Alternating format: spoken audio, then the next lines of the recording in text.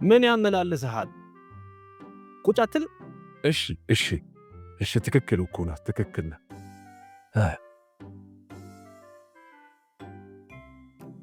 ቁጭ ብለህ ምን ያቅኖጠንጥሃል? ሰሞኑን ደህና አይደለህ። በደህና ነው ግን ምን ላርግ? ያው እንግዲህ ታረጋለህ። ቆይ አሁን የነገርክኝ ነገሮች እኮ በእንግሊዝኛ አላቃቸውም። መመላለስ ምንድን ነው? አሁን ወደ ጨዋታው መጣህልኝ። መመላለስ ማለት መሰለህ ፔሲንግ ይባላል። ስለዚህ why you pacing ብልህ ለምንድን ነው የምትመላለሰው እልሃለሁ ማለት ነው። አሃ ስለዚህ ፔሲንግ መመላለስ፣ አንድ ሰው ሲመላለስ እንደዚህ እሺ፣ በጭንቀት ማለት ነው። እሺ መቁነጥነጥስ? መቁነጥነጥ ደግሞ why are you fidgeting እልሃለሁ ማለት ነው። ለምንድን ነው የምትቁነጠነጠው ወይም ምንድን ነው የሚያቁነጠንጥህ እያልኩህ ነው ማለት ነው። እዲ fidgeting ኦኬ።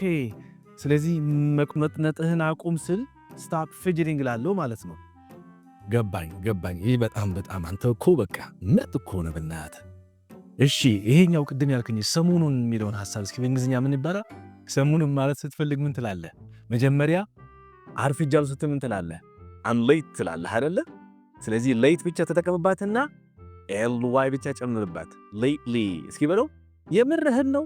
lately you don't look good lately ብልህ ሰሞኑ ልክ አይደለህም እያልኩህ ነው ማለት ነው። lately ብቻ መጠቀም ነው የሚጠበቅብኝ ሰሞኑን ለማለት። አቤት አንቺ እኮ ምርጥ እኮ ነሽ። ሰሞኑን የደከመህ ትመስላለህ። በኮሜንት ጠብቃለሁ። ሰላማችሁ ይብዛልኝ።